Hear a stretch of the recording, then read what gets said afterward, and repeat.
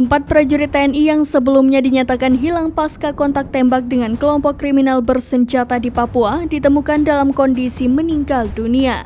Kapendam 17 Cendrawasih Kolonel Kavaleri Herman Tariaman mengatakan 4 prajurit berhasil dievakuasi pasca kontak tembak dengan KKB di Kabupaten Duga, Papua Pegunungan. 4 prajurit yang ditemukan tersebut yaitu Pratu A, Pratu I, Pratu K, dan Prada S. Sebelumnya, Panglima TNI Laksamana Yudo Margono menegaskan ada 1 prajurit yang gugur akibat baku tembak dengan KKB.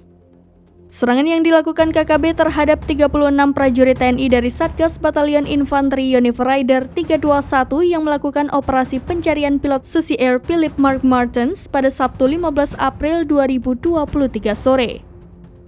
Tak hanya itu, 5 prajurit TNI juga ikut menjadi korban luka karena serangan KKB tersebut. Yudo mengatakan kelima korban luka tersebut sudah berhasil dievakuasi dan saat ini tengah menjalani perawatan di rumah sakit. Sementara ada 4 prajurit TNI yang saat ini masih belum diketahui kabarnya. Yudo mengaku belum mengetahui kondisi 4 prajurit tersebut. Buntut penyerangan tersebut, Yudo pun mengambil langkah tegas untuk meningkatkan status operasi menjadi siaga tempur. Yudo menyebut dalam upaya penyelamatan pilot Susi Air, pihaknya melaksanakan operasi penegakan hukum dengan pendekatan halus atau soft approach. Namun melihat situasi ini, dirinya pun memutuskan untuk mengubah operasi itu menjadi siaga tempur.